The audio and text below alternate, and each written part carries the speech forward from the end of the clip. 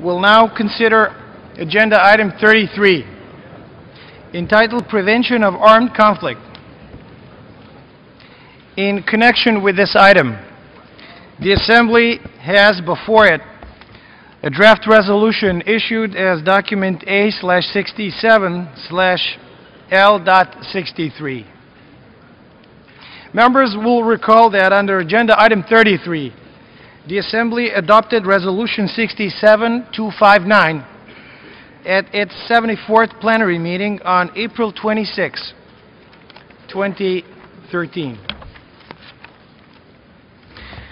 Excellencies, distinguished representatives, ladies and gentlemen, we gather in the Great Hall of the General Assembly to discuss the situation in the Syrian Arab Republic, home to a proud and valiant people, engulfed in an escalating maelstrom of ferocious violence. A multi-confessional and multi-ethnic country in the heart of the Middle East, Syria is inhabited by Sunni, Shia, Alawite, and Christian Arabs, together with Kurds, Assyrians, Turkmen, Druze, Armenians, Mizrahi Jews, and other communities. It stands at one of the world's most important civilizational crossroads, continuously enriching the heritage of mankind for millennia. Bordered by the Mediterranean basin and the Holy Land to the west, Anatolia to the north, Mesopotamia to the east, and the Arabian Desert to the south, Syria is a place of beautiful mosques, erected during the Golden Age of Islam, and home to magnificent churches, housing some of the most venerated icons and relics of the Christian faith. Its capital, Damascus, is one of the oldest continuously inhabited metropolises of the world. The Jasmine city stood at the center of the mighty Umayyad and Fatimid empires, serving as the starting point of the major caravan route for pilgrims making the Hajj. It is where the Apostle Paul experienced his miraculous conversion, and Saladin rode on to Jerusalem. For centuries, equal to Damascus in its splendor was Syria's largest city, Aleppo.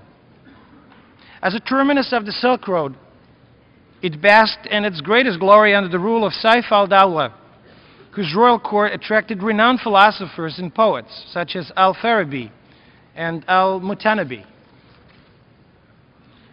Yet today, the vitality and grandeur is all but gone. The calls of muezzin and the ringing of church bells have been drowned out by the sound and fury of falling shells, exploding mortar rounds, and machine gun fire. Towns and villages have been razed to the ground, and the fertile countryside now lies fallow. Excellencies, at least 80,000 have perished since the start of the hostilities, with most of these casualties believed to be civilians. As the death toll rises with every passing hour, so does the number of refugees. The UNHCR has registered close to 1.5 million of them, who now live in camps in Jordan, Lebanon, Turkey, Iraq, and beyond. Over 4 million more have been internally displaced since the fighting began, according to some estimates. Evidence of chemical weapons use is coming to light. Violence is begetting more violence. Hatred, more hatred, carving deeper and deeper wounds into Syria's society. Over the past 800 days, the conflict has continued to escalate, threatening the establishment of ethnic or sectarian fiefdoms, thus gravely imperiling the sovereignty and territorial integrity of Syria. A threat of full-scale lawlessness looms large, pretending to engulf the country in wanton destruction. Ladies and gentlemen, have no doubt that what happens in Syria in the weeks and months ahead will profoundly bear upon the security and well-being of the entire region and possibly beyond. We must not allow the shadows to lengthen and mayhem to spread like the contagion.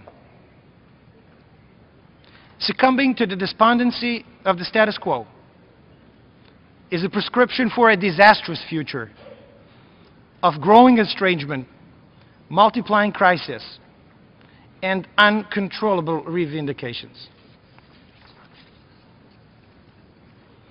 Excellencies, today we gather in the General Assembly to express the conscience of the international community.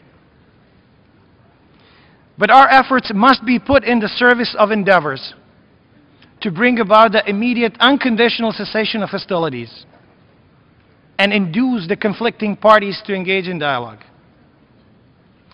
This, however, must not be confused with the hard work that must follow in order to achieve sustainable and lasting peace in Syria.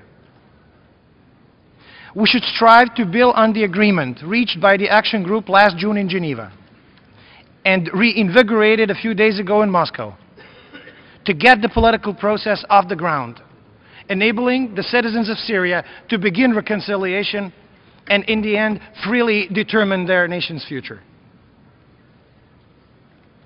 I believe that it is incumbent on the international community to extend its full support to this course of action, in which all of us should play active and appropriate roles, investing our maximal efforts in the quest to bring this disaster to an end. In my view, this is a grave test for the United Nations, an institution founded with the express intent of being a center for harmonizing the actions of nations.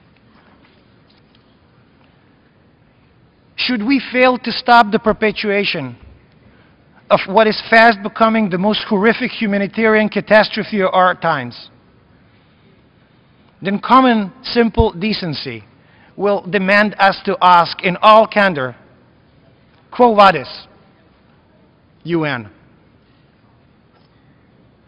Excellencies, I believe that the tides of history are not indifferent to the cause of justice. If we are unable to do anything to stop this tragedy, then how can we sustain the moral credibility of this organization? I believe that it is high time to say enough is enough. Enough with complacency and enough with fratricide. Thank you for your attention.